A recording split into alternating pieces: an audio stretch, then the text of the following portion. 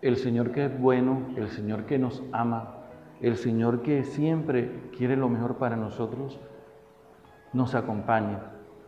El Señor nos dé la gracia de comprender el misterio que hoy estamos celebrando. Un misterio que nos confronta muchísimo, que nos hace entrar en nosotros y preguntarnos, interrogarnos, cuestionarnos ante las situaciones límites como la soledad, el sufrimiento, el dolor, la pobreza y la muerte, situaciones que experimenta el mismo Jesús, que te pedimos, Padre, que nos ayudes a nosotros a enfrentarla desde la experiencia de la cruz. El Viernes Santo lo primero que nos vamos a encontrar es con la liturgia de la palabra. Dios a través de la palabra hoy nos cuestiona. La primera lectura está tomada del profeta Isaías y nos narra todos los sufrimientos que experimenta el siervo, los sufrimientos, los dolores, despreciado, dice la palabra, soportó sufrimiento, aguantó nuestros dolores. Aquí aparece la palabra sufrimiento y dolores. Y luego dice, fue humillado, fue llevado como cordero al matadero. Una lectura hermosísima que hace el profeta Isaías de las personas que han experimentado este dolor, esta opresión en el exilio. Pero también la profecía adquiere un sentido mesiánico. También se refiere al Mesías, a Jesús. De hecho, el Evangelio de Juan dice en el capítulo 12, voy a buscarlo porque me encanta, donde dice, Isaías contempló su gloria y por eso escribió. Juan 12, pido que busquen en las Sagradas Escrituras y compartamos. Juan 12, 37. Aunque había realizado tan grandes signos delante de Dios, no creían en él. Así se cumplía el oráculo pronunciado por el profeta Isaías. Señor, ¿a quién dio crédito nuestras palabras?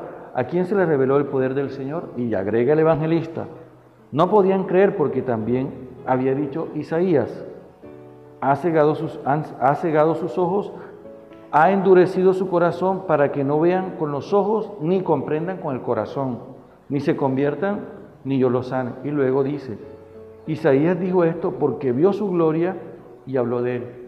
Ese texto de Isaías, de Juan 12, 37 al 41, me llena de alegría porque ese texto vio su gloria y habló de él. Así que nos encontramos ante una palabra que pasa por el lente del evangelista Juan. Como él es contemplativo, nos ayuda mucho en esta lectura que yo estoy haciendo del profeta Isaías y contemplamos a Jesús que está experimentando las situaciones límite, la soledad, el sufrimiento, el dolor, la pobreza y la muerte. Y luego, después de decir todo eso, dice que Él verá la luz después de tanto sufrimiento, dice la palabra, porque expuso su vida a la muerte y fue contado entre los pecadores.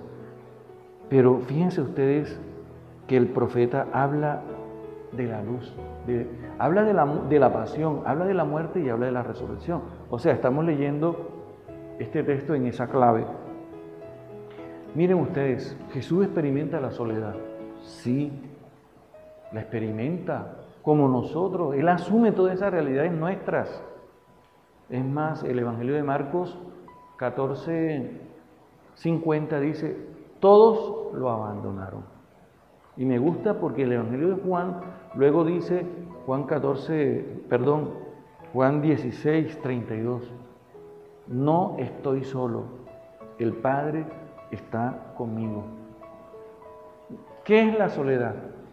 Bueno, se puede hablar de una soledad que tiene un aspecto positivo y un aspecto negativo. Yo diría que sí, o solitariedad, podríamos decir así en sentido negativo, porque la soledad no es carecer de personas. Porque usted puede estar rodeado de muchas personas y sentirse solo. La soledad es carecer de afecto, de reconocimiento, de amor. Entonces, el hombre se tiene que enfrentar a la soledad, sí. Pero ya Jesús dice, no estoy solo, el Padre está conmigo. Él enfrenta esa situación límite desde la experiencia del amor del Padre. Ahora, el sufrimiento, una vez dialogando con un padre muy amigo, a propósito muy crítico de mis programas, de mis videos, me decía, cuando yo hablaba del sufrimiento y de la diferencia que hay entre el dolor, yo decía que el sufrimiento es algo interno y él me ayudaba basándose en un texto de San Juan Pablo II que habla del dolor, Salvifici Doloris, dice, el sufrimiento moral, es decir, el sufrimiento interno, ese que sucede allá en lo más íntimo de nosotros cuando somos despreciados. Y así dice la primera lectura de hoy, Jesús fue despreciado. Cuando somos traicionados, cuando somos engañados, hay algo que nos duele internamente, profundamente, ese dolor moral, ese sufrimiento moral. Y se diferencia del físico porque el físico, pues, obviamente, es externo, lo recibimos cuando alguien nos golpea, ¿cierto? Y Jesús está experimentando estas situaciones, es abandonado, Jesús experimenta la traición, la burla, y no solamente eso, sino que el dolor físico de los azotes, de cargar la cruz. Pero, ¿ante qué estamos nosotros reflexionando? ¿Esto en qué nos ayuda a nosotros? ¿Esto en qué nos proyecta a nosotros? No estamos hablando de una actitud masoquista, no. Estamos hablando de una persona que es capaz de ponerse al frente de la soledad, del sufrimiento y del dolor, porque está lleno del amor de Dios, y este amor de Dios puede hacer que nosotros estemos por encima de estas situaciones.